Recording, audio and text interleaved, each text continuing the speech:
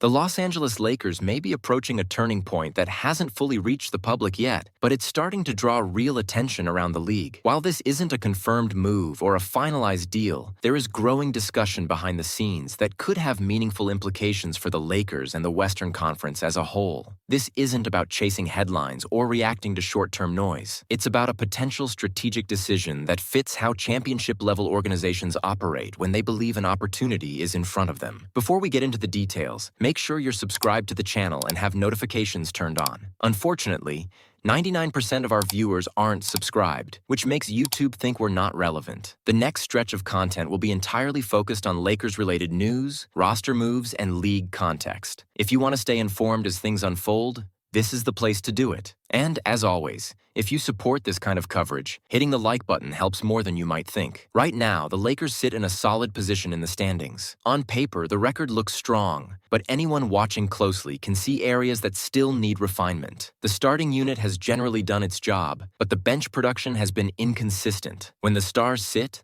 the offense often slows down, spacing becomes tighter, and the team shifts from trying to extend leads to simply holding ground. Over the course of a long season, and especially in the playoffs, that's a problem teams can't afford to ignore. According to multiple reports and league conversations, one name has reemerged in Lakers trade discussions: Malik Monk. To be clear, this is not a confirmed trade, and nothing has been finalized. However, this isn't just fan speculation either. There are legitimate frameworks being discussed, enough that rival executives are aware of it and monitoring the situation. It's a potential reunion that makes sense on several levels, both basketball-wise and financially. Monk isn't just another scorer.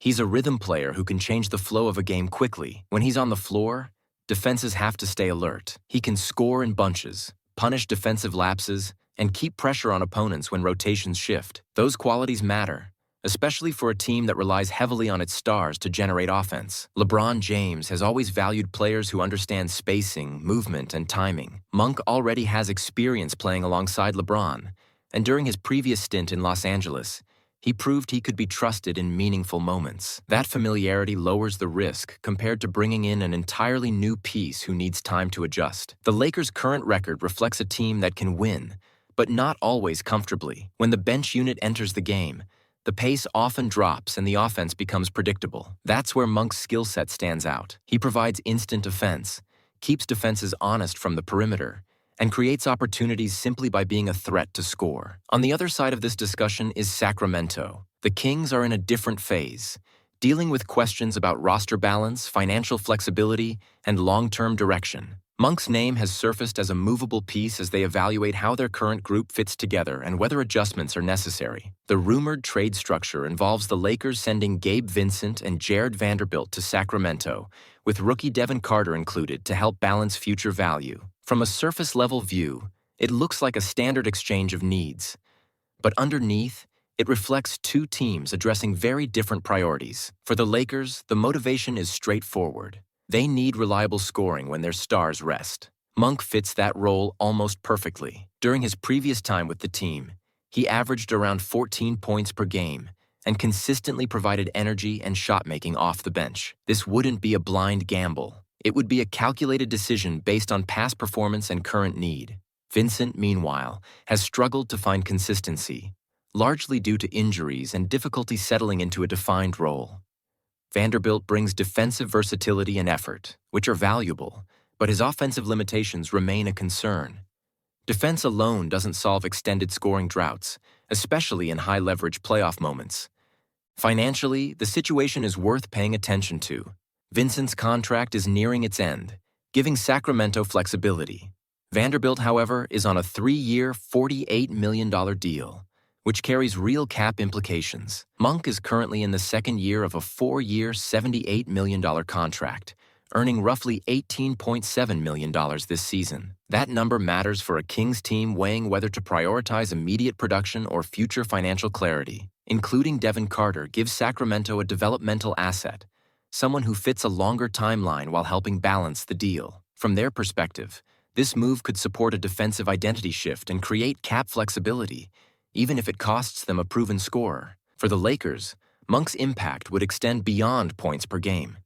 His presence would improve spacing, create cleaner driving lanes for LeBron and Anthony Davis, and reduce pressure on the starters to carry every offensive possession. It also allows the coaching staff to maintain offensive pressure throughout the game instead of managing minutes defensively. There is, of course, a real cost. Losing Vanderbilt means giving up defensive flexibility, particularly against larger lineups. The coaching staff would need to adjust rotations and compensate in other ways. This wouldn't be a painless move, and it would require confidence that offensive consistency outweighs defensive depth. From Sacramento's perspective, the decision comes down to how much they value Monk's shot creation versus the benefits of expiring deals, defensive reinforcements, and long-term flexibility. Monk has been shooting efficiently from three, providing exactly the kind of scoring many teams want. Letting that go isn't easy, but roster construction is often about timing as much as talent. This discussion isn't just about numbers or contracts. It's about fit, trust, and direction. The Lakers aren't looking to overhaul their core. They're evaluating whether one targeted move can turn solid performances into complete ones. Sacramento is deciding whether restructuring now positions them better for the future. If Monk were to return to Los Angeles, the impact would be immediate. The bench would have a clear offensive leader. Rotations would stabilize. The team could maintain pressure instead of simply managing minutes. That kind of change shows up quickly, both on the court and in team confidence. Nothing is guaranteed, and this could just as easily stall without a deal. But the fact that these conversations are happening tells us something important.